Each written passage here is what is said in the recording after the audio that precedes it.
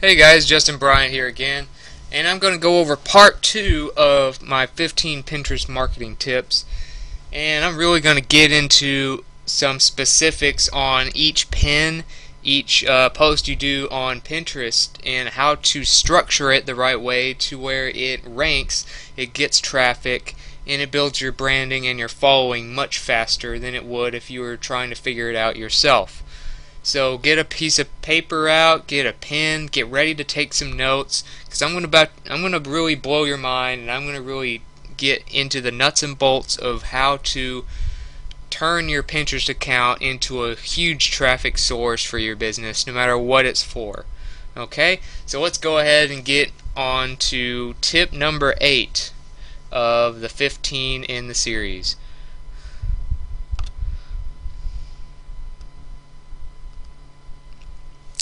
So, number 8, keywords in the pin description. Your pins should try to target certain keywords, just like if it was a blog post, just like if it was a YouTube video. You want people to be searching for certain things and then find your picture, and it needs to be related to that picture. It needs to be a picture that people would really like, and the description should describe the picture but also have the same keywords in it that I'm going to tell you where else you need to have it throughout each pin. Okay, so keep that in mind. You're going to need that in the description of your picture, and you need to be able to know exactly what to rank for when you want to get traffic to your pins. Okay, get as many likes and repins as possible. I'm kind of going over these first 8 or 4 tips of this video here are pretty much about what makes the pins get to the top. What basically did I find in my research that shows pins getting to the top of search results for keywords and getting in front of the massive audience of Pinterest with over hundreds of millions of people. Okay, keywords in the pin description, your specific keywords. And people that get a lot of likes and repins obviously get their post boosted up. So you could even use certain sites or go and Google some that might help you with sharing.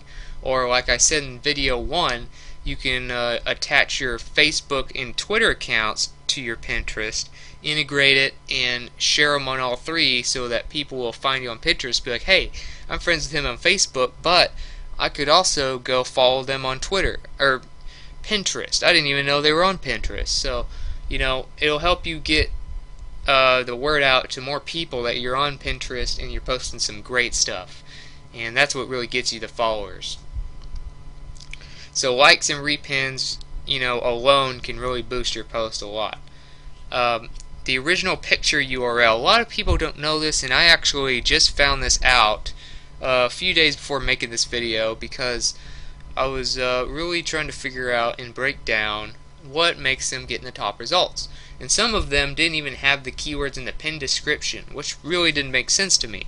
Okay, it would get likes and repins, but how would Pinterest know, you know, what keywords this picture was ranking for and what the picture was about? Because Pinterest, you know, can't just read the picture. They're not going to manually go through and figure out what each picture is a picture of. So they have to have algorithms that are in place to figure out what the description is and what the keywords are that are attached to this pin that make it rank when people search for certain words. Okay, so the keywords in the description, but if those aren't there and the sharing is good, you have to have some kind of keywords somewhere. Okay, you cannot make a pin without keywords and expect it to rank at all. So you need to have the keywords also in the original picture URL that you pinned it from. Okay, when you pin a picture, what you can do is go to search results, you click on the picture that's on Pinterest in the search results, and then click it again, and it'll show you the actual URL that it came from in Google. Okay, whatever website or place it came from, it'll show you that.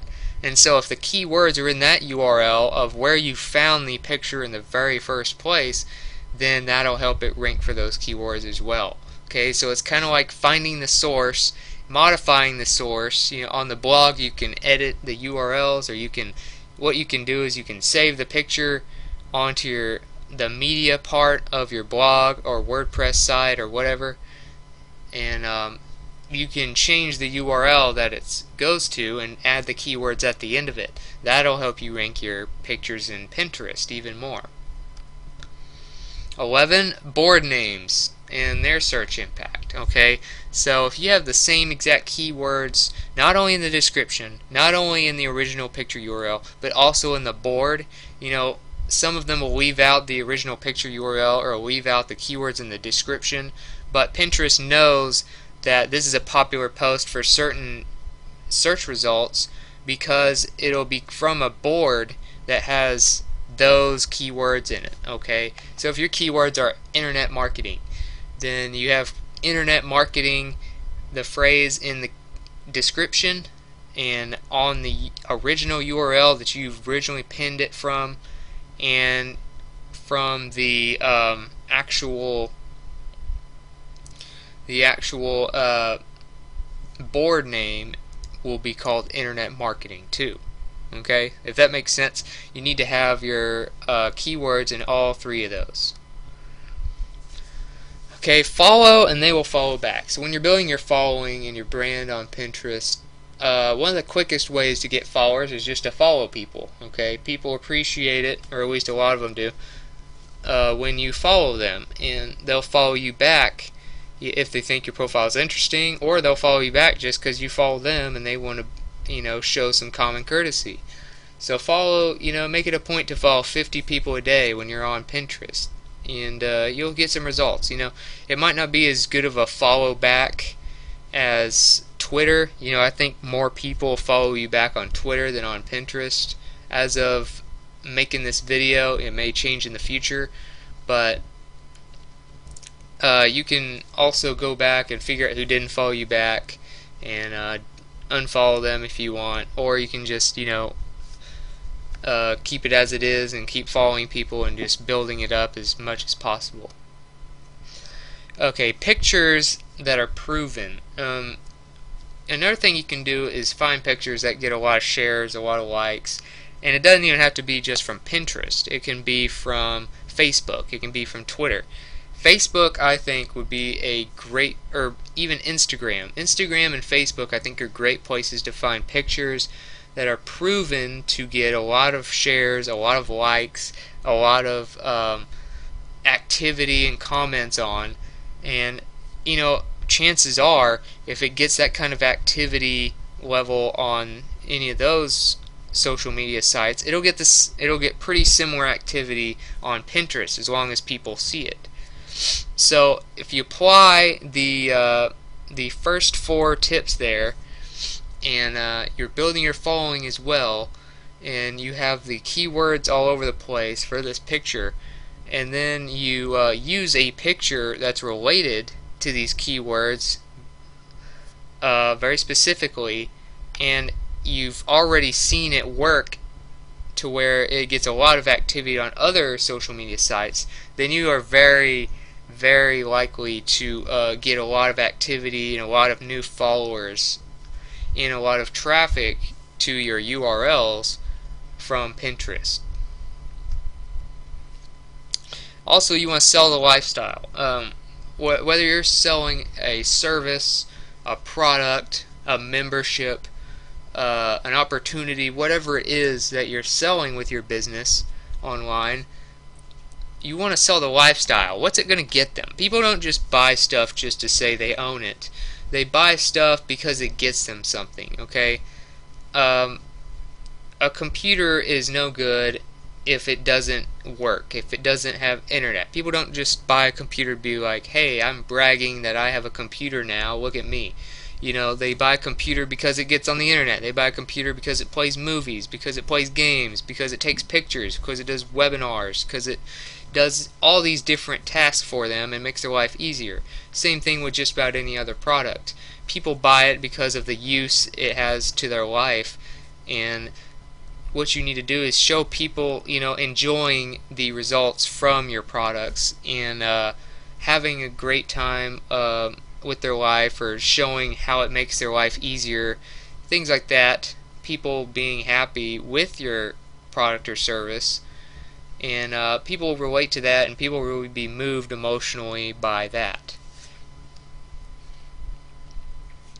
Okay, the last tip I got for you is optimizing the description. Now, I already went over the keywords, but there's two other parts that I want to go over.